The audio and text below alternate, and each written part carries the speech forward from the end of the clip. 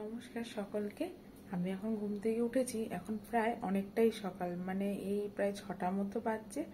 আজকে তো father's day, তাই ভাবলাম অর্ণবের জন্য স্পেশাল কিছু না, মানে একটু ভালো ব্রেকফাস্ট বানাবো। আর একটু দেখবো দুপুরবেলার দিকে একটু চেষ্টা করবো বিরিয়ানি বানানো, জানি না সময় পাবো কিনা। আর দেখুন অর্ণবের মেয়ে কি করছে, দেখুন না, দুজনে এখনো ঘুমোচ্ছে। এসি চলছে, ঘরটা প্রচন্ড ঠান্ডা হয়ে গেছে, তো ওই জন্য অর্ণব মুড়ি দিয়ে ঘুমাচ্ছে আর অর্ণবের মেয়েও ঘুমোচ্ছে, দুজনের পাশাপাশি। আমি উঠে এসেছি, চলুন এবার সমস্ত ব্রেকফাস্ট বাগেরা রেডি করে ওদেরকে সারপ্রাইজ করি। সবাইকে টাটা, দেখা হচ্ছে ভিডিওতে।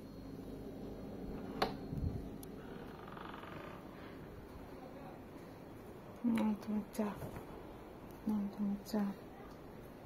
রস করে ঘুমোচ্ছে আর মাকে চা বানিয়ে এনে দিতে হচ্ছে। এই ওঠ, এই তো বাবার জন্য চা বানাবি, ওঠ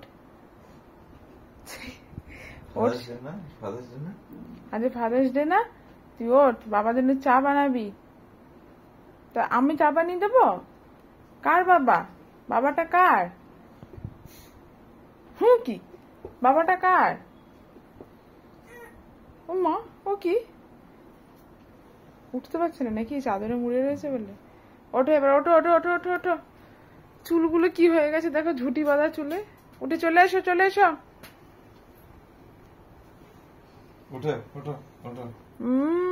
বাবাটা কার? হ্যাঁ, উমা উমা, বাবাকে জড়িয়ে হবে। মুখ ঘুরে নিচ্ছে।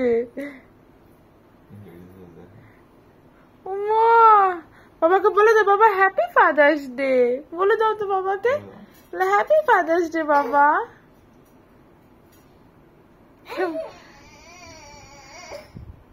মা না না না, বাবা ছোটপুলি কাঁদছে, দেখো কেমন ছোটপুলি কাঁদছে। হ্যাঁ জয়ী ধর বাবা, জয়ী ধরো বাবা, হামি খেয়ে নাও, চুমু খেয়ে নাও বাবা। ময়দা মাখি ময়দা মাখি ময়দা মাখি।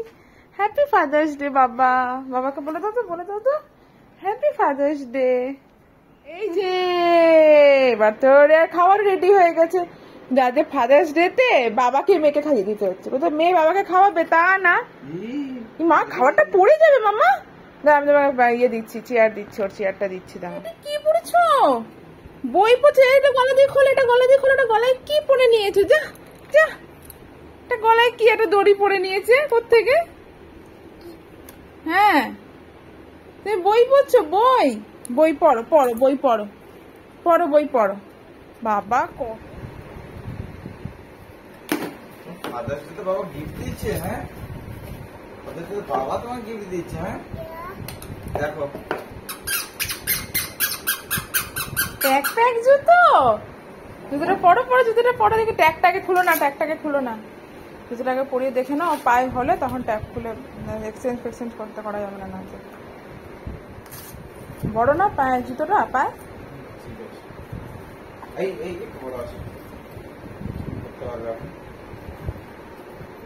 মিউজিক হবে আমি ভেবেছিলাম।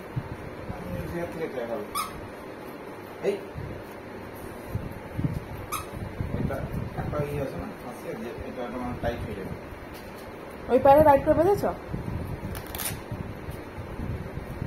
দাঁড় করে দেখি কি করে, দেখি না। হাঁটো মামা, হাঁটো হাঁটো। এই রে, হাঁটবে না নাকি? আমি কোনোদিনও প্যাক জুতো পরে ছোটবেলায় হাঁটিনি, মা বলে হাঁটো হাঁটো। হাঁট রে, এগিয়ে রে, হাঁটছিস না কেন? এই মুশকিল করেছে রে।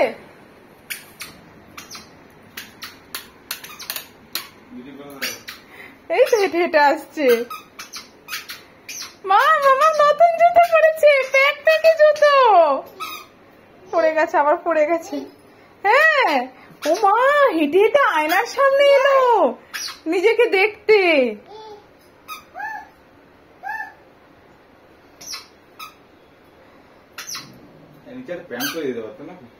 ঠিক আছে, হেঁটে হেঁটে আয়নার সামনে এলো। প্যাক প্যাক প্যাক, মামার নতুন জুতো, প্যাক প্যাকে জুতো। না এখন দাঁড়াও, খাবি? জুতো পরে সারা ঘর তছনছ করেছে তোমার মেয়ে। হ্যাঁ না না, জুতোটা পরে হাঁটতে পারছে। আমি ভেবেছিলাম হয়তো কি হাঁটবে না কি করবে, হাঁটতে পারছে। হ্যাঁ করে নিয়েছি ভিডিও তো, দেখো না এই যে এই যে এই যে এই যে এই যে এই যে কত হাঁটবি, প্রিয়াকে হেঁটে দেখালো। আর এই ঘরের এই অবস্থা কে করলো? কে করলো ঘরের এই অবস্থা? হায় কপাল, আমি পাগল হয়ে যাবো, আমি পাগল হয়ে যাবো এই মেয়ের জ্বালায়। মামাম হাঁটতে শিখেছে, তার জন্য ওই নতুন জুতোটা কিনেছি। আর এখন ওকে অনেক কষ্টে ঘুম পাড়িয়েছি। এবারে আমাদের লাঞ্চ আর মামামের লাঞ্চ দুটোই এখন বানাবো। তখন সকালে বলছিলাম না লাঞ্চে একটু বিরিয়ানি বানাবো, তো আজকে বিরিয়ানিটার জন্য অত বেশি আমি কোনো কিছু করব না, শুধু এটাকে প্রেশার কুকারে বানাবো। ওই দই দিয়ে আর সমস্ত মশলাগুলো দিয়ে চিকেনটাকে তাই একটু ম্যারিনেট করে নিচ্ছিলাম। দইটা তো প্রথমে দিয়েই নিয়েছিলাম, তারপরে এই আদা রসুনের পেস্টটা আমি দিয়ে দিয়েছিলাম 3 চামচ মতো। এবার দিয়েছিলাম বিরিয়ানি মশলা, এটা কিন্তু দোকান থেকে কেনা বিরিয়ানি মশলা। সত্যি কথা বলতে মামামের পিছনে এখন দৌড়াদৌড়ি করে আমার আর সময় হয় না বাড়িতে বিরিয়ানি মশলা বানানোর। এরপরে ওই জিরে গুঁড়ো, ধনে গুঁড়ো, লঙ্কা গুঁড়ো এগুলো একটু দিয়ে দিয়েছিলাম, আর দিয়েছিলাম গোলাপ জল আর কেওড়া জলটা। আর এরপরে দিয়ে দেবো একটু সর্ষের তেল, দিয়ে খুব ভালো করে মাখিয়ে নেব। আমি কিন্তু এই ম্যারিনেশনের সময় নুন দিইনি, কারণ নুন দিলে না খুব জল ছেড়ে যায়, তখন না চিকেনটাকে অনেক বেশি করে কষাতে হয়। তাই জন্য আমি নুনটা পরে কষানোর সময় দেব। ঘুম থেকে উঠে গেছি কেন? খালি তো বাবাগুলো ঘুম থেকে উঠে যাওয়া না, ঘরটাকে কি তছনছ করে দিয়েছে দেখো। এই যে দেখো বালিশ চারিদিকে কি না ছড়িয়েছে এখানে, দেখো বই খাতা দেখছেন। এরই মধ্যে মাম্মাম ঘুম থেকে উঠে গেছে। তো যাই হোক, আমি এখানে আবার কিচেনে চলে এসেছিলাম, পেঁয়াজগুলো একটু কেটে নিই আর চিকেনটা আরো কিছুক্ষণ ম্যারিনেট হোক। এটা হচ্ছে ডাক, ডাক মানে হাঁস।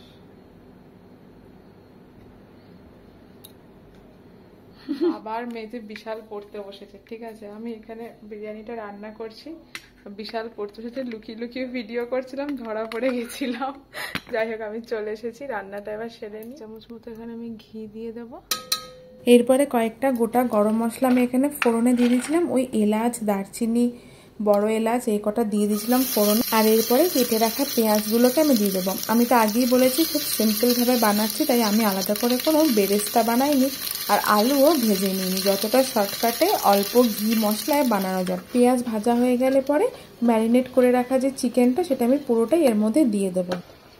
চিকেনটাকে একটু ভালো করে এটার সাথে নাড়াচাড়া করে নেব। কালারের জন্য আমি এখানে একটু Kashmiri red chilli powder add করেছিলাম, কারণ ভীষণ ফ্যাকাশে দেখতে লাগছিল চিকেন। এরপরে এই স্টেজে এসে আমি নুনটা অ্যাড করেছি, কারণ এখন তো মশলাটা কষাবই, তো চিকেন থেকে জলটা বেরিয়ে গেলে কোনো অসুবিধা নেই। আর বেশ চিকেনটা একটু কষে এলে কেটে রাখা আলুগুলো আমি দিয়ে দিলাম। আমি কোনো আলুও ভেজে নিইনি, ডাইরেক্ট চিকেনের মধ্যেই দিয়ে দিয়েছিলাম। চিকেনটা যতক্ষণ ওদিকে আলু সমেত কষছে, ততক্ষণ আমি এখানে ভাত বসিয়ে দিয়েছিলাম। তবে হ্যাঁ, ভাতটা আমি 70% মতো কুক করেছিলাম। আর এটা ওই বাসমতি রাইস, মানে বিরিয়ানির চালই এটা। আর সাথে ভাতটা যখন আমি করছিলাম তখন কয়েকটা গোটা গরম মশলা আর অল্প একটু সাদা তেল আমি দিয়ে দিয়েছিলাম। চিকেনটাই অনেকটা কষে এসেছিলো, জলটাও বেরিয়ে গেছিলো। তো ম্যারিনেশনের যে একটুখানি পোর্শন ছিল সেটাও আমি জল দিয়ে ভালো করে গুলে এখানে দিয়ে দিলাম। আর এবারে এটাকে বেশ কিছুক্ষণ কষতে দিয়ে ঘনা সিটি পড়ার আমি অপেক্ষা করব। ভাতটা প্রায় কুকড হয়ে গেছে, এবার আমি এটার মারটা ঝরিয়ে নেব। কি পুরো মারটা গেলে দাও না তো ওভার কুকড হয়ে যাবে ভাতটা। হ্যাঁ, বিরিয়ানি খাবে ভাতের মার গালবে না, তা কি করে হয় বলো? হ্যাঁ বাবা কি করে তাড়াতাড়ি তাড়াতাড়ি তাড়াতাড়ি তাড়াতাড়ি তাড়াতাড়ি। আর এটা কি? এটা না কাক কই?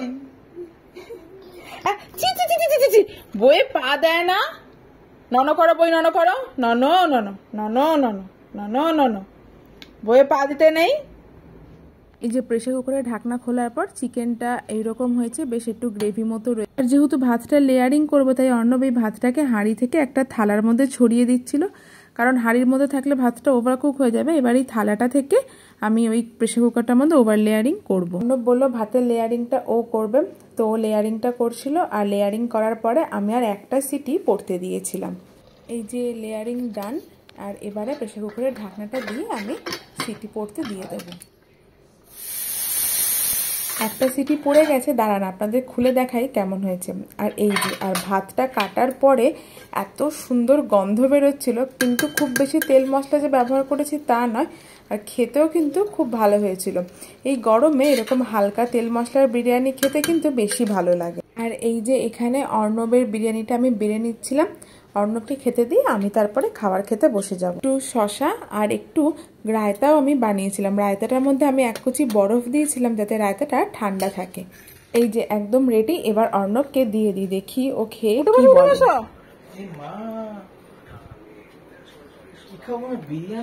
বিরিয়ানি না হাজির করেছি, আর নিজের জন্য এখানে আমি বেড়ে নিয়েছি, তবে আমি বেশি নিইনি, অল্পই নিয়েছি, নয়তো আবার ওয়েট বেড়ে যাবে। বিরিয়ানি যখন খাওয়াই হলো, আর কোল্ড ড্রিঙ্কটা এবার বাকি যায় কেন? না, কোল্ড ড্রিঙ্কও খেয়ে নাও। না না, এটা তোমার না হয়। মা, মামা কি সুন্দর দেখতে, দেখ লিচুটা।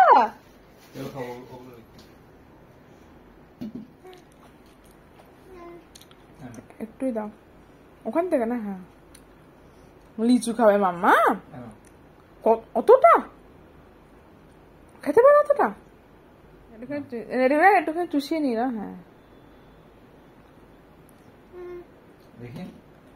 ও খাওয়াচ্ছে বেশি ইন্টারেস্ট খেলাতে। হ্যাঁ না, খাও খাও খাও, লিচু খাও।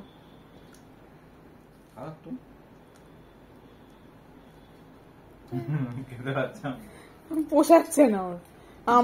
আম তরমুজ গুলো কি মুখে দিলে গলে যায় না, এটা তো গলছে না, পোষাচ্ছে না ঠিক।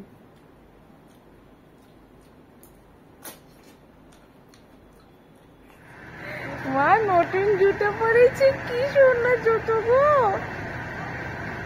আসো হেঁটে হেঁটে আসো, আসো আসো হেঁটে হেঁটে আসো। সন্ধেবেলাতে আজকে আমরা আবার একটু ঘুরতেও গেছিলাম। ঘুরতে বলতে আমাদের কাছাকাছি একটা মন্দির আছে, সেই মন্দিরটায় গেছিলাম, আর মাম্মামের নতুন জুতোটা পরিয়ে নিয়ে গেছিলাম। কি দেখছিস তুই ওদিক?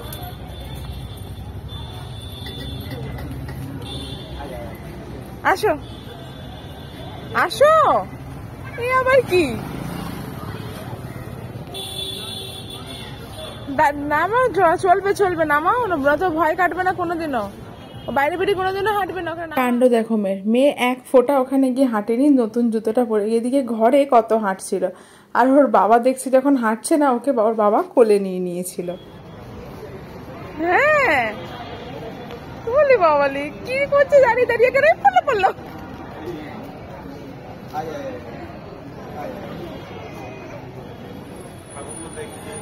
কি দেখছিস এদিকে বলতো? এগুলো দেখে তুমি অবাক হয়ে যাচ্ছ?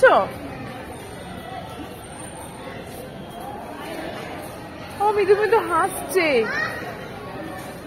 কোলে করে বেশ মজা। বল, হাঁটতে ইচ্ছে করে না বল? অবাক একেবারে। না রাত্রে আসেনি, সবকিছু পাও মেয়ে হাঁটেনি, লাস্টে বাবার কোলে করে এদিক ওদিক ঘুরেছে। আর এটা ছিল মন্দিরের ভেতরটা। আসলে এইখানে মন্দিরের ভেতরটা না ভীষণ সুন্দর কাঁচ দিয়ে ডেকোরেশন করা আছে।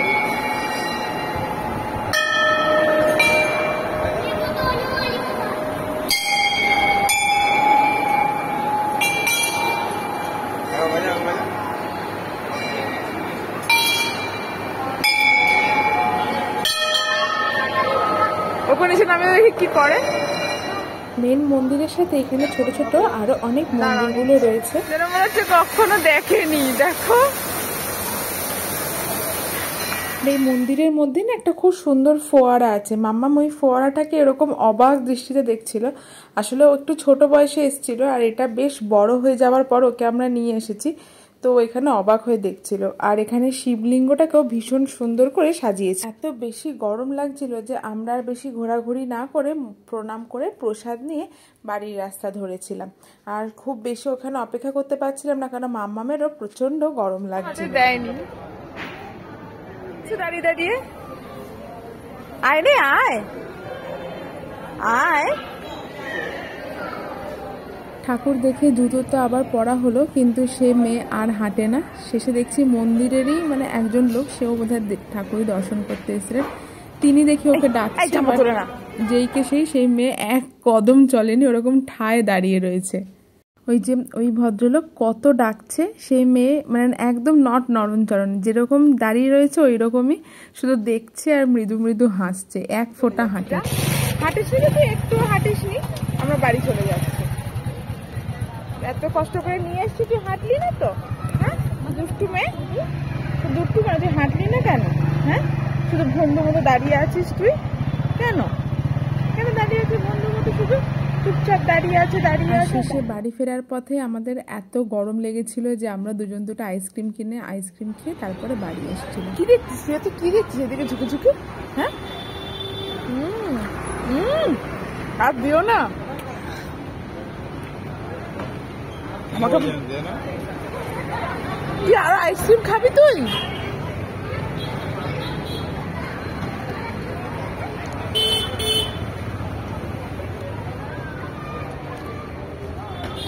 ওই দেখো তুই আমার মুখে আর দেখো মানে হাঁ করছে খাওয়ার জন্য।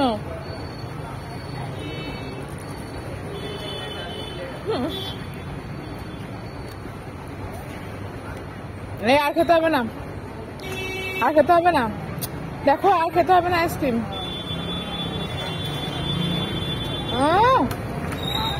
না না না না না আর না,